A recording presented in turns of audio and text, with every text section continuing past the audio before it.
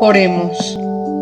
Amado Dios Padre, que por medio de nuestro Señor Jesucristo el día de Pentecostés derramaste con infinito amor la gracia de tu Santo Espíritu, que es fuente brotante de vida eterna. Hoy, al leer tu palabra, te pedimos humildemente, ven Espíritu Santo, guíanos y concédenos espíritu de discernimiento, sabiduría y revelación, para que podamos conocerte y vivir conforme a tu perfecta y amorosa voluntad. Amén.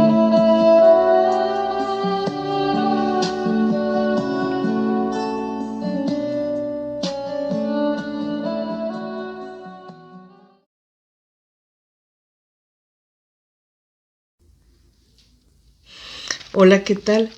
Teología Bíblica hasta los confines de la tierra les da la bienvenida y en lo personal una servidora, María de Ibarrondo, con el enorme gusto de estar nuevamente con ustedes en esta ocasión iniciando nuestro curso Las Epístolas Católicas en su primer capítulo.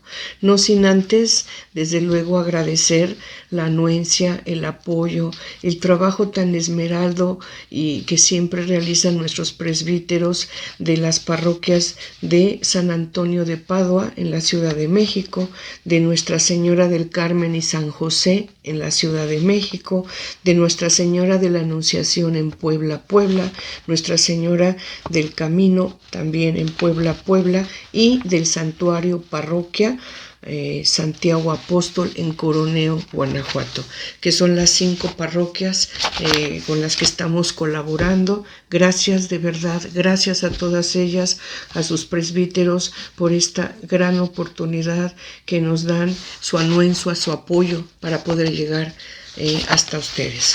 Así entonces, iniciando nuestro curso de las epístolas católicas, tendríamos que decir primero que las epístolas católicas son 7 y tienen, estas epístolas tienen una característica muy especial que las distingue. ¿Y cuál es?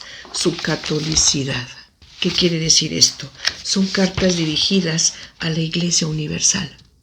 A diferencia de las cartas que nosotros podemos ver, las paulinas, en la que vemos claramente que Pablo, apóstol de Cristo, está enviando su carta de Pablo a los romanos, y es claro cuando señala que es a los romanos, carta de Pablo a los corintios, a los colosenses, a los filipenses, a los efesios, en fin, ¿sí? Son dirigidas a una comunidad, a una iglesia en especial, atendiendo a las circunstancias, motivos especiales que podían haber motivado la escritura o el envío de esta carta.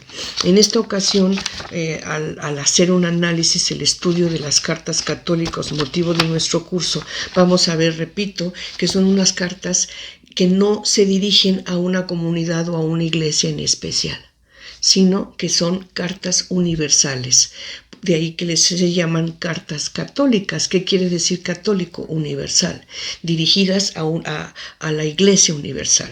Así entonces nosotros vamos a podernos dar cuenta que estas 7 cartas pues tienen características muy especiales. En general, más que cartas, que lo son, pero más en su contenido son más exhortaciones. Estas cartas contienen exhortaciones o homilías. ¿Qué es una homilía? Bueno, es un discurso, una explicación, una recomendación que se hace. Sí, eso es una homilía. Entonces nosotros nos vamos a dar cuenta que en general el contenido de esta carta son exhortaciones, homilías que está haciendo el autor de la carta a una comunidad universal que está formada obviamente por los fieles, por los creyentes en nuestro Señor Jesucristo, que en aquel entonces, en la época en la que se escribe, pues era la iglesia primitiva y estaba naciendo, ¿verdad? Y extendiéndose,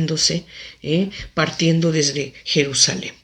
Entonces, vamos a podernos dar cuenta que estas cartas, que son 7, no se dirigen a una comunidad, pero sí señalan quién las escribe. Y así encontramos, por ejemplo, la carta de Santiago, que es de las Cartas católicas es la primera que se presenta en la Biblia.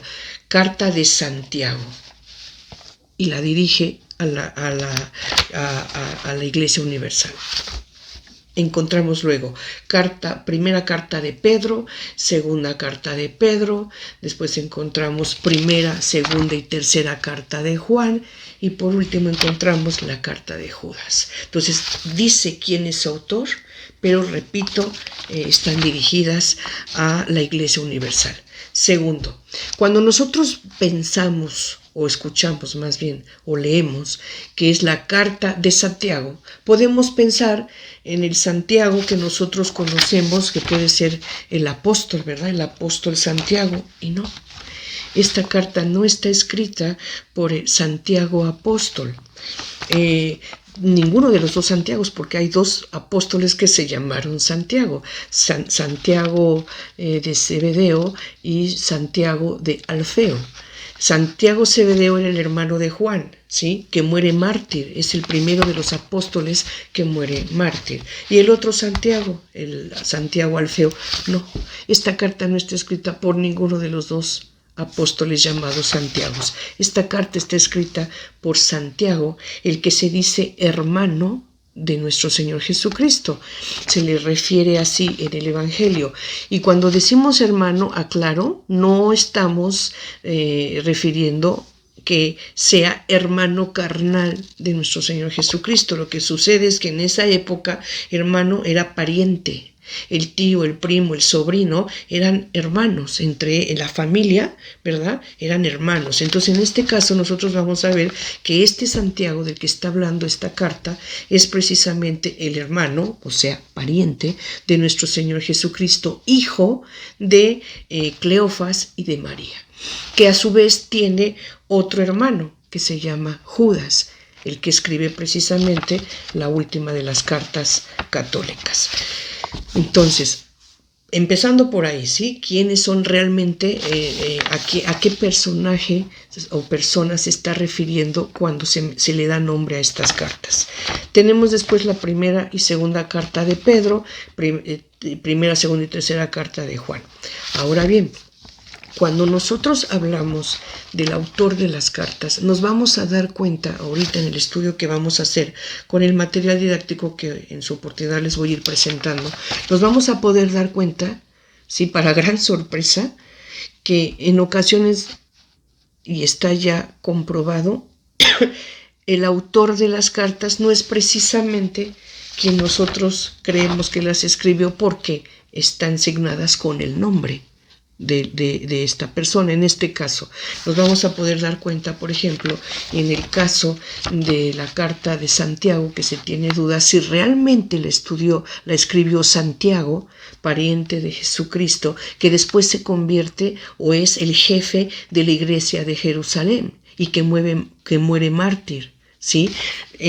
Hay duda en la cuestión de quién es el autor de esta carta, si realmente fue él, Santiago, o, ¿verdad?, algún discípulo de la escuela de Santiago, porque Santiago cuando se convierte en creyente, se convierte a la fe, ¿verdad? Él empieza a llevar la palabra también, es jefe de la iglesia de Jerusalén y obviamente empieza a tener él mismo discípulos, alumnos que aprenden, que les comunican el Evangelio. Entonces, de aquí surge lo que llamaríamos la escuela de Santiago, la tradición, ¿verdad?, que Santiago les comunica. Pudo haber sido, tal vez, uno de los discípulos de Santiago, ¿verdad?, el que escribe la carta.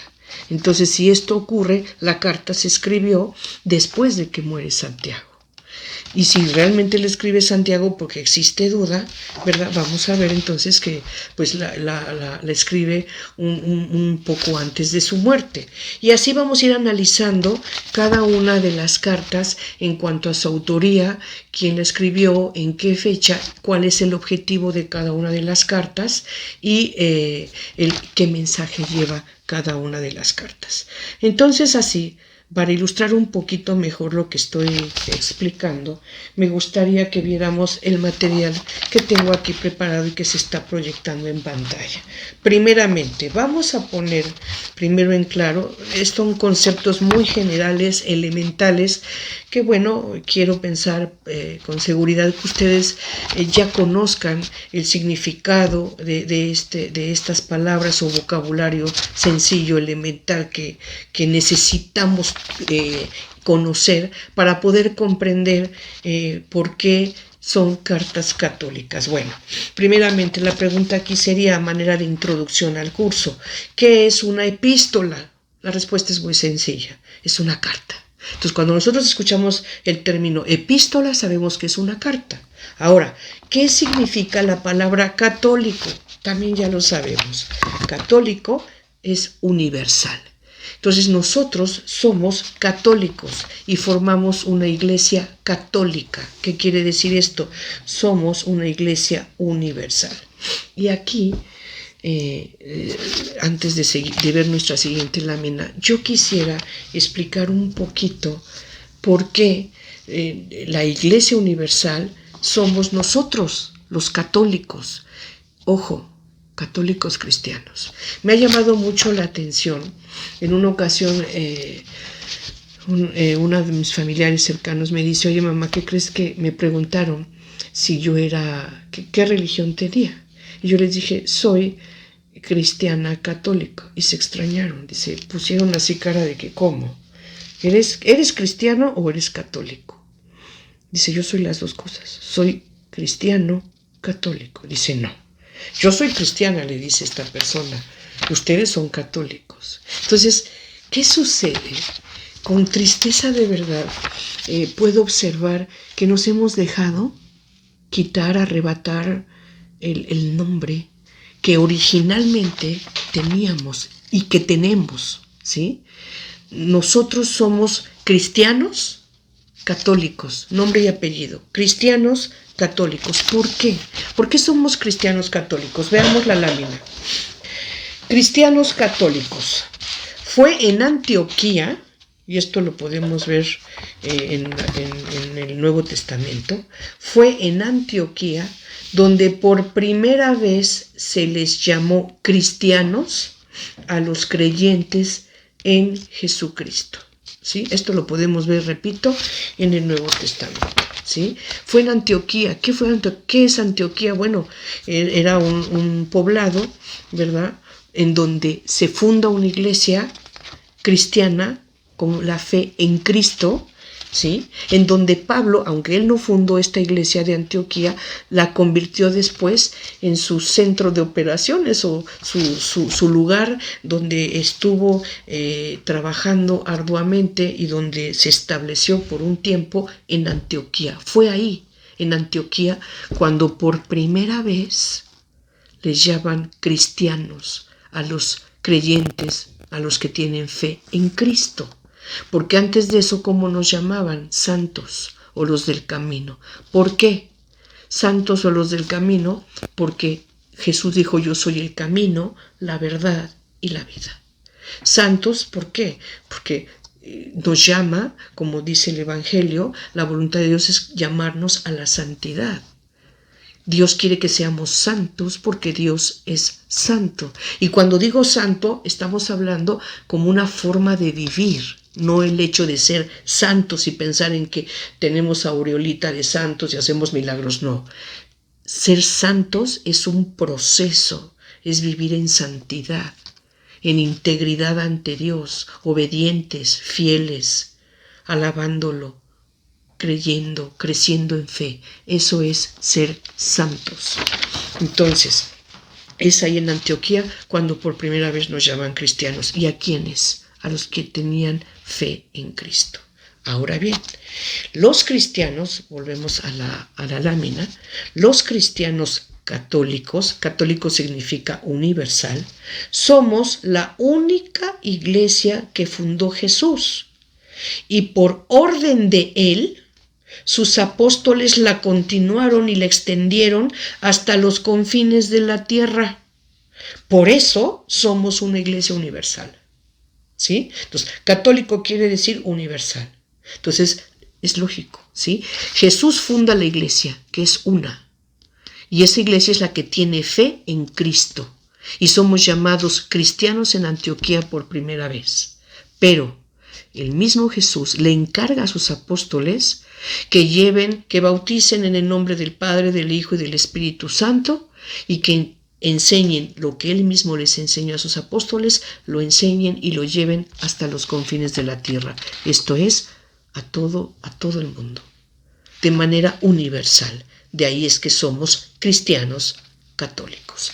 Esto último lo encontramos en Mateo capítulo 28, versículos 18 y siguientes. Entonces, aclarado esto, lo que es el concepto de católico, lo que es el concepto de cristiano y lo que es un cristiano católico, entonces ya, ahora sí, podemos ver que las epístolas católicas es el título que se le da a las cartas de Santiago, en orden en el que aparecen, Primera de Pedro, Segunda de Pedro, Primera, Segunda y Tercera de Juan y, por último, la carta de Judas. Estas son las 7 cartas católicas o también llamadas cartas universales o pues la catolicidad que tienen.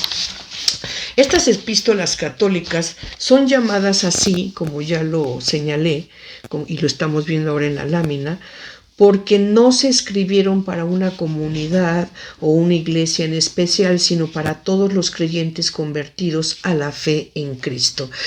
Y bueno, a manera de ejemplo y únicamente para ilustrar, estoy poniendo este mapa que sería el que podríamos utilizar o el adecuado para explicar precisamente la carta de Pedro, que es con la que vamos a iniciar el día de hoy, con la primera carta de Pedro.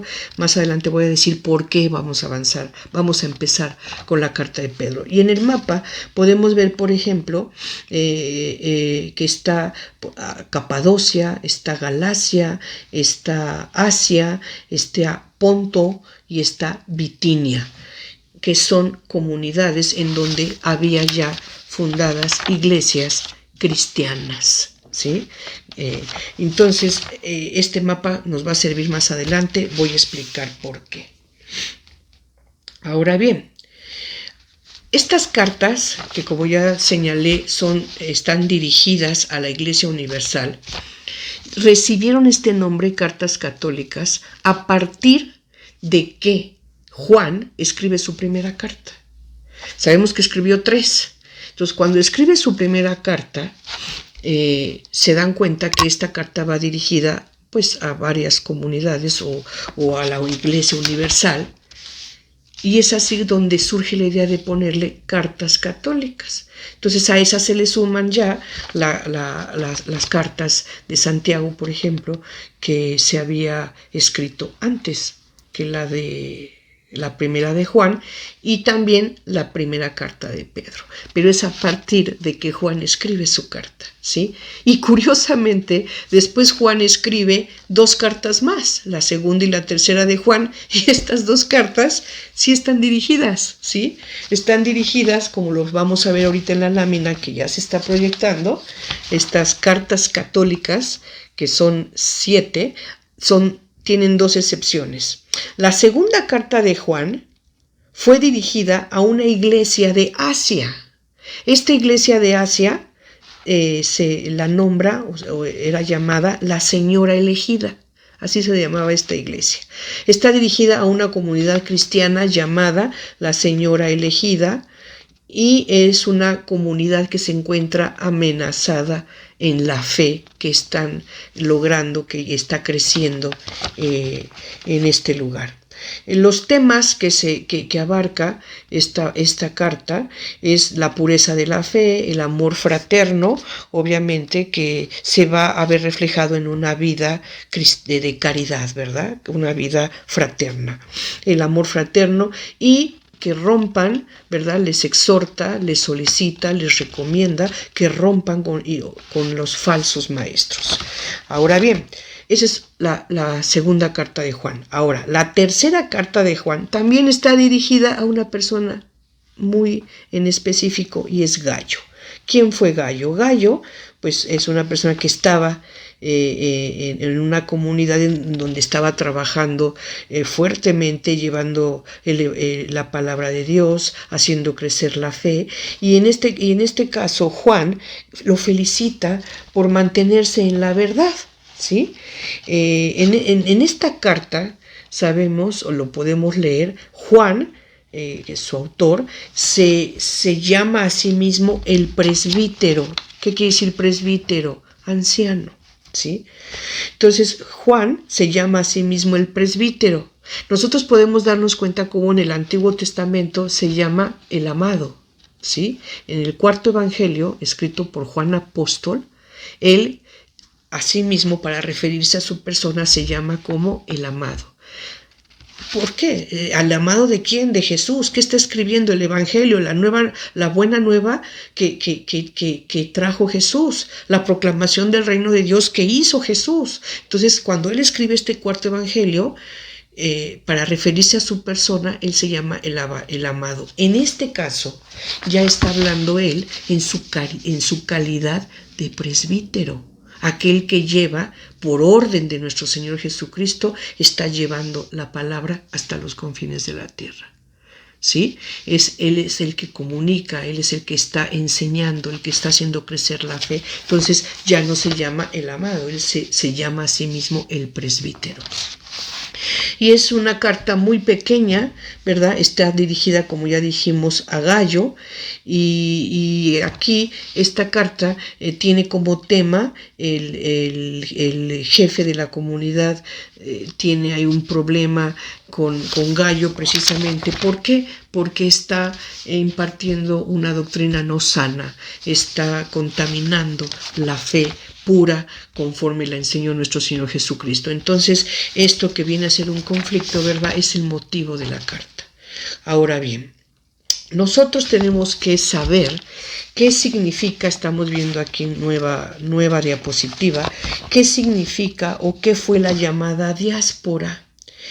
La respuesta es sencilla. Los judíos que vivían dispersos como extranjeros fuera de la tierra prometida, ¿verdad?, fueron los que estaban considerados dentro de esta diáspora. Entonces, la diáspora se refiere a los judíos que vivían dispersos como extranjeros fuera de la tierra prometida. Ahí estoy poniendo yo un mapa, ¿verdad?, en donde podemos ver la tierra prometida, obviamente Jerusalén, donde está la ciudad santa, y de Jerusalén, de la tierra prometida, ¿verdad?, de Judea, con su capital Jerusalén, tuvieron que salir muchas veces por motivos de persecución, tuvieron que salir muchos judíos, ¿verdad?, hacia otras tierras, ¿verdad? Y a esto se le llamó diáspora o la dispersión de los judíos. Esto lo tenemos que tomar en cuenta porque este mismo concepto vamos a ver que después lo vuelve a retomar Pedro en su primera carta, pero dándole un sentido ya más profundo, más elevado en relación con nuestro Señor Jesucristo. Entonces ya quedó claro qué significa diáspora. Ahora, ¿quiénes eran los gentiles o a quiénes les llamaban gentiles en esa época? Eran los paganos convertidos a la fe en Cristo. Aquel pagano que antes había sido idólatra, que creía en muchos dioses y que tenía conductas a veces no íntegras, no agradables a Dios, ese pagano, cuando conocía por la tradición oral, cuando conocía a Jesús, se convertía a él, tomaba la fe, ¿verdad?, cristiana. Bueno, ya eran llamados entonces, ya no paganos, sino eran llamados gentiles. Todos estos conceptos son importantes porque son términos que se van a estar utilizando al estudio de nuestra carta. Ahora bien, entrando ya a un poquito a manera de introducción, desde luego lo vamos a ver ya con más detenimiento, vamos a analizar un poquito solamente a manera de introducción en nuestro primer capítulo, vamos a analizar un poquito la carta de Santiago, que como ya había dicho, en el Evangelio encontramos en Marcos, en el capítulo 6:3, que se nombra a Santiago como el hermano o pariente de Jesús. Nosotros sabemos que, repito, no era su hermano, era pariente, porque así se decían entre toda la familia, hermanos. Este Santiago, insisto, no fue Santiago apóstol, el hermano de Juan, que muere, mártir, fue el primero de los apóstoles que muere. Eran los de Zebedeo, eran Santiago y apóstol de Zebedeo. Y tenemos otro Santiago, de Alfeo, no es ninguno de estos dos, ¿sí? No son apóstoles los que escriben esta carta de Santiago, sino el pariente de Jesús, que después, a la muerte de Jesús, él recibe a Jesús, se vuelve, adquiere fe en Jesús, tanto que se convierte en el jefe de la iglesia de Jerusalén. La carta se presenta, repito, escrita por Santiago. Él mismo, a su persona, se llamaba siervo de Dios y del Señor Jesucristo. Así se llamaba. Yo soy Santiago, el siervo de Dios y de nuestro Señor Jesucristo. Este Santiago fue condenado a muerte, ¿sí?, por el Sanedrín, y murió en el año 62 después de Cristo. Por lo tanto, es probable, como lo estamos viendo en la lámina, es probable que esta carta sea seudónima, o sea, que no la escribió Santiago, que la escribió una tercera persona desconocida, que no podemos saber exactamente quién fue. Entonces es probable que esta carta sea seudónima, o sea, que en realidad fue escrita por un discípulo de Santiago, y que además este discípulo era un cristiano culto. Por el vocabulario que utiliza, por la redacción, se puede ver que el que escribe realmente la carta es una persona, obviamente con la fe en Cristo, cristiana, pero es culto. Y su origen puede ser judío helenista, o sea, que conoce las escrituras y que tiene la influencia de la cultura helénica o griega, ¿verdad? Helénica más propiamente dicha. Ahora bien, la fecha de la redacción de esta epístola de Santiago. Si la carta fue escrita verdaderamente por Santiago, entonces esta carta debe ser del año 60, o sea, pocos años antes de la muerte de Santiago. Pero si la carta es seudónima, o sea, escrita por un discípulo de la escuela que había formado Santiago, tenía discípulos, tenía seguidores. Si la carta fue escrita por alguno de ellos, entonces esta carta se escribió entre los años 80 y 90. Repito, Santiago murió en el año 62. Luego entonces, con esto podemos terminar de manera muy general una introducción ilustrativa de lo que va a ser nuestro curso, en específico por lo que hace a la carta de Santiago. Vamos a entrar ahora a analizar un poquito la primera y la segunda carta de Pedro. Como podemos ver en nuestra lámina, la primera carta de Pedro presenta a este apóstol como el autor. Sabemos que tenía como secretario a Silvano y a Silas. En el siglo XIX y XX se empezó a dudar de la autoría petrina, o sea, de la autoría de Pedro, de esta carta, por los siguientes motivos. Esta carta contiene, ¿verdad? Está escrita en un griego correcto. Corresponde al pensamiento teológico de San Pablo. No refiere nada sobre la vida terrestre de Jesús. Las iglesias a las que se dirige la carta no eran conocidas por Pedro, y parece ser que hablaba de una persecución cristiana en tiempos de Domiciano. Esto es el año 81-96 después de Cristo. Y Pedro había muerto en el año 65 durante la persecución de Nerón. Entonces, todos estos motivos hacen dudar que esta carta en realidad pudo no haber sido escrita por Pedro, sino que pudo haber sido escrita por una tercera persona. Pero también hay quienes sostienen la autoría petrina y dicen, no, esta carta es de Pedro. ¿Por qué? Porque si contiene un griego correcto, si bien es cierto que Pedro no disfrutaba de esta capacidad de poder hablar en un griego correcto, bueno, tuvo secretario a Silvano, que es Silas, y es por eso que pues el griego, este secretario, lo iba redactando de manera más correcta, más precisa. en cuanto a vocabulario. Ahora, y no por eso deja de ser carta de Pedro. Dice también que corresponde al pensamiento teológico de Pablo, es cierto, pero también este pensamiento, aunque originalmente fue de Pablo, que vino a enriquecer la fe en Cristo, pues fue un pensamiento unificado en todo lo que era la iglesia que estaban fundando los apóstoles. Ese mismo pensamiento era uno, el mismo, y que enseñaban, que transmitían, o que se transmitía en todas las iglesias. Entonces, este tampoco es motivo para dudar de su autenticidad. Luego, no refiere nada de la vida terrestre de Jesús, es cierto también.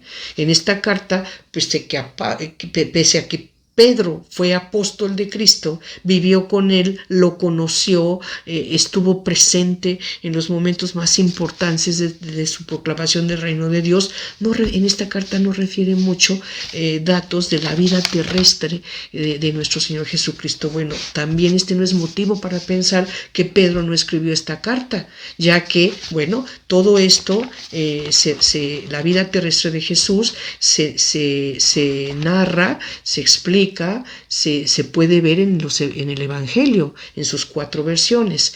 Y en este caso, el objeto de la carta no es, ¿verdad?, referirse a la vida terrestre de Jesucristo, sino el objeto de esta primera carta de Pedro más bien es exhortar, invitar, recomendar, ¿verdad?, a paganos convertidos a la fe, o sea, a los gentiles, recomendarles que se sostengan en la fe, pese al sufrimiento.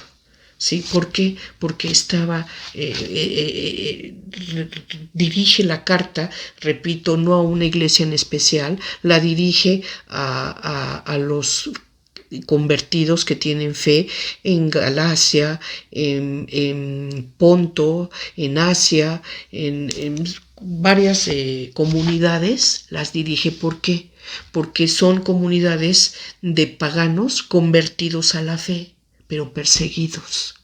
Entonces Pedro se da cuenta que existe el riesgo de que pierdan esa fe y que puedan regresar a sus antiguas creencias. Entonces, para no permitir que regresen y mantenerlos en la fe, ¿verdad?, si es necesario un rescate de aquellos que incluso ya habían perdido la fe, rescatarlos o mantenerlos en la fe. Y entonces, más que hablar de la vida terrestre de Jesús, pues se preocupa más por transmitir, ¿verdad?, esa exhortación, esa homilía, recomendación, discurso, sermón, para invitarlos a que se conserven en la fe. Entonces, tampoco podía ser motivo para dudar de la autenticidad, de la autoría de Pedro de esta carta.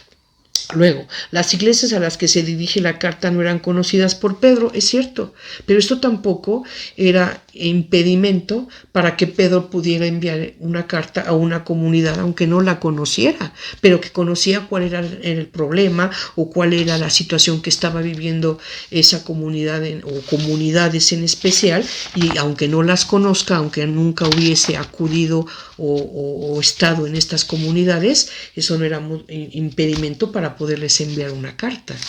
Y por último, refiere que se habla de una persecución cristiana que se piensa que pudo haber sido la persecución que lleva a cabo Domiciano en el año 81-96, cuando Pedro muere en el año 65 en la persecución de Nerón. Entonces, estos motivos que acabo de explicar son los que hacen dudar si la carta efectivamente fue autoría petrina, autoría de Pedro o no, de algún discípulo de la escuela que había formado Pedro. Entonces se tiene duda si esta carta es autoría de Pedro o es una carta seudónima. Por lo que hace a la segunda carta de Pedro, esta sí definitivamente sabemos que es una carta seudónima. No fue escrita por Pedro, sino por un discípulo de Pedro que formaba parte de esa escuela, esa tradición oral que Pedro transmitió y que enseñó a sus discípulos, convertidos a la fe, desde luego. Ahora bien, la primera carta de Pedro Entonces ya señalamos, si fue escrita por Pedro, esto tuvo que haber ocurrido entre los años 60 y 63 después de Cristo, mientras que si esta carta no la escribió Pedro, entonces es seudónima y se tuvo que haber escrito entre los años 70 y 90. La segunda carta de Pedro definitivamente es seudónima y se escribió hacia el año 100 de nuestra era, o sea, después de Cristo. Pasando ahora a las 3 cartas del apóstol Juan, vamos a ver la lámina para mayor comprensión. El Evangelio de Juan, el Apocalipsis y las 3 epístolas de Juan forman la tradición juanina del Nuevo Testamento. Provienen de una misma escuela de pensamiento cristiano. En todos estos escritos hay semejanza en el estilo, vocabulario y temas doctrinales. Hay una teología trinitaria bien definida. Hay una cristología alta y profunda. Hay una neumatología desarrollada. El autor de las 3 epístolas parece ser la misma persona que se hace llamar el presbítero, que quiere decir el anciano. Podemos concluir entonces señalando que hay unidad en el autor, en el Evangelio según San Juan y las 3 epístolas de Juan. ¿Qué quiere decir esto? Que son de autoría juanina, ¿sí? Tanto el Evangelio como las 3 cartas fueron escritas por Juan. Ahora bien, el autor de las epístolas de Judas, que es otra de las cartas católicas, esta definitivamente no fue escrita por el apóstol Judas Tadeo, porque se puede pensar que fue escrita por Judas Tadeo, que fue apóstol. No la escribió él. El otro Judas, pues Judas Iscariote, pues obviamente traidor, muere y es reemplazado por Matías. Entonces, el único apóstol que queda es Judas, pero él no es el autor de esta carta. Entonces, ¿quién es? Bueno, Judas, el hermano de Santiago, el que escribe la carta que ya analizamos. Entonces, Santiago y Judas eran hermanos, ambos parientes de Jesús, hijos de Cleofas y de María, ¿sí? Nosotros recordamos que esta María, pariente de la Virgen María, estuvo también al pie de la cruz. Bueno, ella tuvo 2 hijos, Santiago y Judas, ¿verdad? Que son los 2 que al parecer se les atribuye estas cartas, la de Santiago y la de Judas, hijos de Cleofas y de María, parientes de Jesús. Bueno, por tanto, esta carta es seudónima, ¿sí? Posiblemente no la escribió, no tenemos exactamente quién escribió esta carta. Se atribuye a Judas, ¿verdad?, el hermano de Santiago, pero esta carta más bien es seudónima y fue escrita entre los años 90 y 100 después de Cristo. Con lo anterior, entonces, ya podemos encontrar que estas 7 cartas, ¿verdad?, las vamos a encontrar nosotros hacia la parte final de nuestro Nuevo Testamento y encontramos a la epístola o carta de Santiago, que es la primera que aparece, y la podemos abreviar con una ST. Después de ello aparece la primera y segunda de Pedro, pudiéndolas abreviar como 1P, 2P, que sería primera de Pedro y segunda de Pedro. Después van a aparecer las 3 cartas juaninas, que es la primera, segunda y tercera de Juan, abreviadas como 1JN, 2JN, 3JN. Y por último, Judas, que la vamos a encontrar así. Aquí no tenemos abreviación. Ahora, esto es bien claro, atendiendo a la cronología de su redacción, vamos a estudiar estas 7 cartas católicas en el siguiente orden, ¿sí? Atendiendo a cuál fue la primera que se escribió, después cuál le siguió y después. Entonces, la primera que vamos a estudiar es la de Pedro, ¿sí? Después estudiaremos la de Santiago, no obstante que en el Nuevo Testamento aparece primero la de Santiago. No, vamos a estudiar primero la primera de Pedro por haber sido la primera que se escribe. Después estudiaremos la de Santiago, después la primera epístola, segunda y tercera de Juan.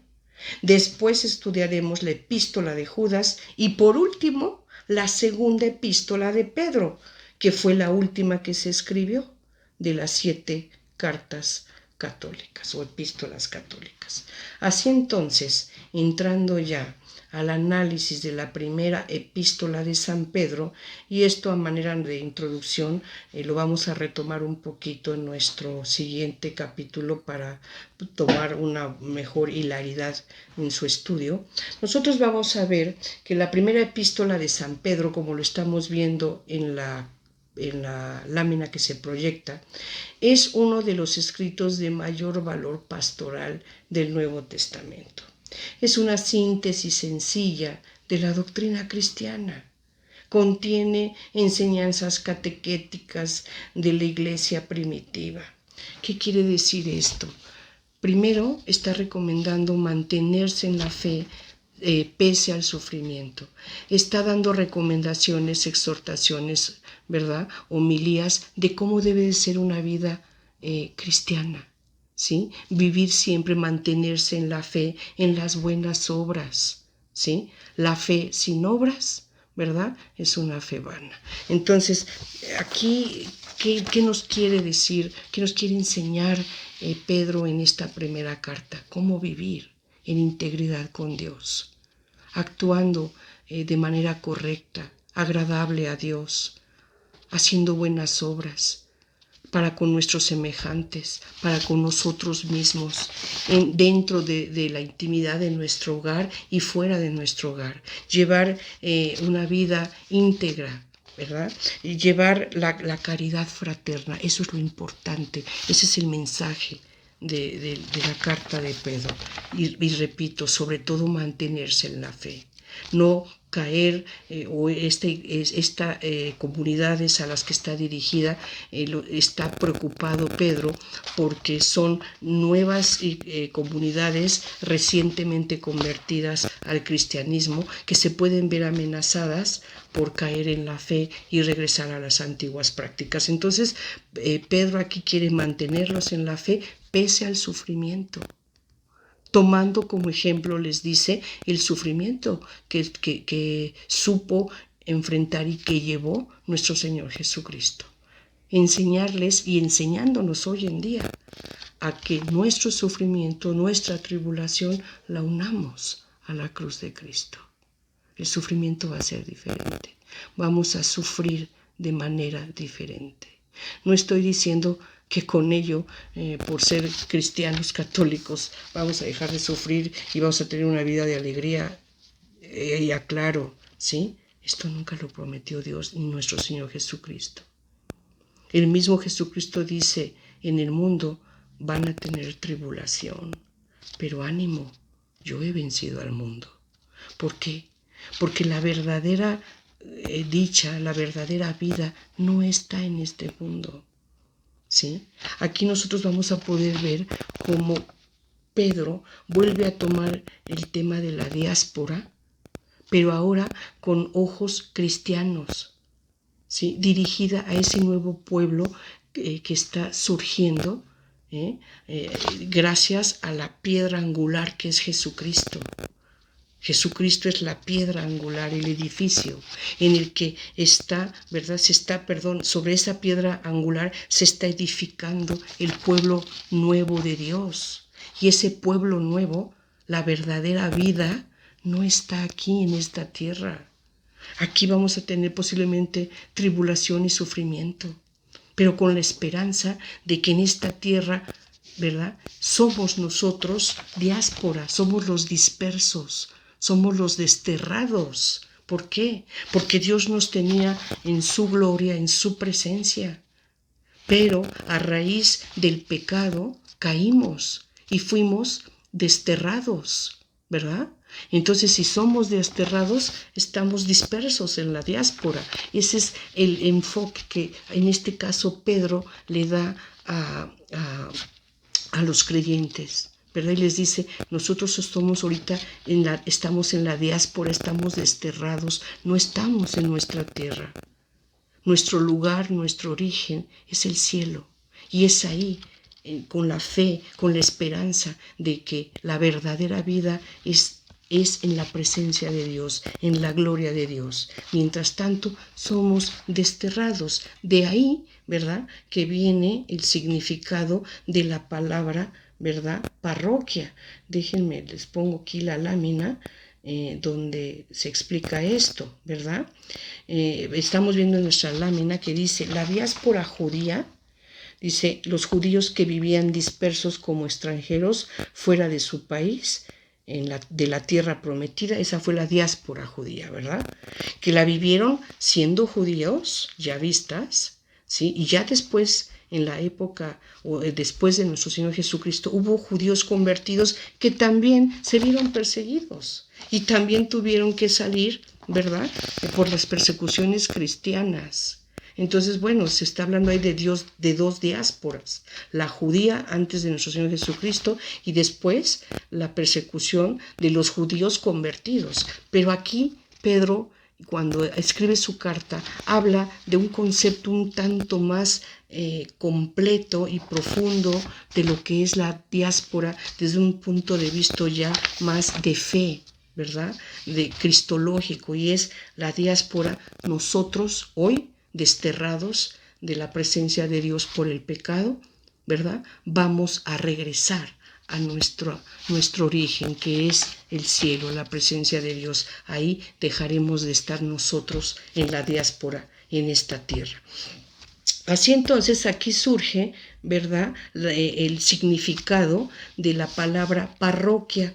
¿Qué quiere decir parroquia? Parroquia, pues quiere decir desterrado, ¿sí? Eso quiere decir parroquia. Entonces nosotros los creyentes en Cristo, ¿verdad?, acudimos a una parroquia, somos desterrados, pero con la esperanza de que vamos a regresar, ¿verdad?, a nuestra casa, a la presencia de Dios, ¿sí? Es muy importante aquí entonces que comprendamos, ¿verdad?, que lo que quiere Pedro mostrar es que el sufrimiento Jesús lo anunció. Vamos a tener sufrimiento, pero aprendamos en imitación a Jesús a unir nuestro sufrimiento a la cruz, con la esperanza, con la fe, con la confianza de que la verdadera vida, el verdadero gozo, la verdadera plenitud no es esta tierra, no es este mundo. La alcanzaremos, la viviremos, disfrutaremos ella, ¿verdad?, gracias a nuestro Señor Jesucristo, piedra angular, en la que a partir de ella se edifica el pueblo de Dios, que somos nosotros, y que vamos un día a disfrutar de la presencia de Dios. Eso es lo importante. Así pues, antes de darle lectura ya al primer párrafo, segundo párrafo de la epístola primera de Pedro, vamos a retomar esta lámina y vamos a leer lo siguiente. Se está proyectando. Primera epístola de San Pedro. Es uno de los escritos de mayor valor pastoral del Nuevo Testamento. Es una síntesis sencilla de la doctrina cristiana. Contiene enseñanzas catequéticas de la iglesia primitiva. Ojo, importante lo siguiente. Fue escrita a los creyentes de origen pagano que se habían convertido recientemente al cristianismo y que vivían en provincias romanas de la actual Turquía y que estaban en peligro de perder la fe para volver a sus creencias paganas, ya que eran perseguidos por paganos hostiles. Así entonces, en esta carta se les exhorta a que, pese al sufrimiento y persecuciones, sigan el ejemplo de Jesús y se mantengan en la fe, ya que por el amor de Dios son parte del linaje elegido por la fe en Jesucristo, que es la piedra angular del edificio Nuevo Pueblo de Dios. Y así, con las anteriores explicaciones, nosotros vamos a poder entender el principio de esta carta, cuando dice, primera epístola de San Pedro, saludo. capítulo 1, versículo 1, Pedro, apóstol de Jesucristo, a los elegidos que viven como extranjeros en la dispersión, en el Ponto, es una ciudad, un poblado, Ponto, Galacia, Capadocia, Asia y Bitinia. Ahí estamos viendo 6 comunidades diferentes, ¿verdad? Donde había ya iglesias fundadas por la fe en Cristo. A todas estas comunidades que eran de paganos se está dirigiendo. Si se fijan ahí, está hablando de la dispersión, ¿sí? Dice, a los elegidos que viven como extranjeros en la dispersión, o sea, en el destierro. Pero aquí, repito, la dispersión se refiere al destierro de la gloria de Dios. Estamos en esta tierra en la dispersión. Eso se los está diciendo a los habitantes del Ponto, Galacia, Capadocia, Asia y Bitinia. Bueno, creo que a manera de introducción puede quedar ya entendido, más o menos vislumbrado qué son y en qué van a consistir y cómo vamos a ir realizando el estudio de nuestras epístolas católicas. De manera muy sencilla, muy modesta, creo yo pudo haber quedado explicado, agradeciéndoles como siempre su atención, esperando poder contar con el honor de que nos sigan durante todo este curso que sin duda les aseguro nos va a ayudar. Nos va a ayudar a elevar nuestra espiritualidad, a elevar ese conocimiento de Dios, esa relación, insisto, que siempre todo cristiano debe de mantener con Dios. Y por último también, como siempre, recomendándoles que el curso que vemos, el material que presento, nunca, por favor, pueden sustituir la lectura de nuestra Sagrada Escritura, la Biblia. Léanla, pónganse en presencia de Dios, pidan Espíritu Santo, discernimiento, sabiduría y revelación para que puedan comprender su palabra en su perfecta y amorosa voluntad. Y de esta manera, yo les aseguro, su vida cambia. Crecemos, corazones cambiamos y nos mantenemos conforme a la recomendación de Pedro, ¿verdad? En la fe, siempre en la fe, con buenas obras, porque una fe sin obras es una fe vana. Muchas gracias, nos vemos en nuestro siguiente capítulo 2, las epístolas católicas. Ebenu Shalom Aleichem. Gracias.